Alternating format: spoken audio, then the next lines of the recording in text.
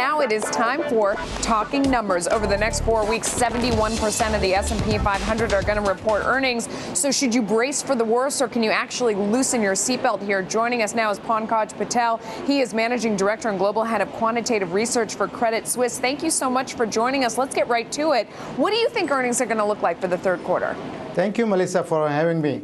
We expect earnings for the third quarter. About 66% of the companies will beat the earnings expectation, which is slightly lower than most recent 2-year period, but it is still higher than last longer-term period of 62%.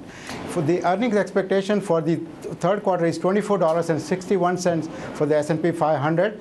We expect that will be revised up by about 1% when all the companies have revised because of the revisions and the positive surprises. Okay, so break down the sectors for me. Where do you think the winners will come from? The winners will be coming from materials, energy, consumer discretionary, and industrial sector. This quarter, it will be more important for the growth companies, as growth companies will have to prove that they are really continue to grow or not. What we find that in the institutional portfolio, it's highly tilted toward the growth companies. And if growth companies really show off their growth, then it will be good for them. So flesh out, because you've done a lot of research, I want to hear a little more detail. Flesh out for me, what do you think the gap is going to look like between the earnings expectations and what's going to actually happen?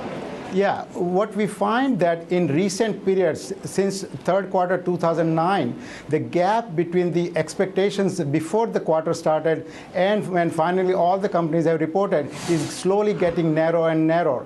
We expect this quarter that gap will be about 1%. So what we are saying that in other way to say about that is that analysts are coming closer and closer to the actual expectations or actual reported by the companies. Okay, so put all that together for me. What is the bottom line for investors here?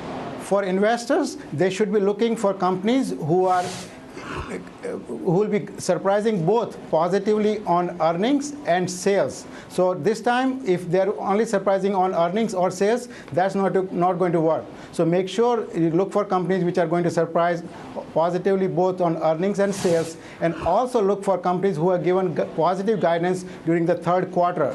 And one more thing, they should look for companies whose earnings are being revised up by the fundamental analysts covering these companies. Okay, good stuff. Thanks so much for joining us.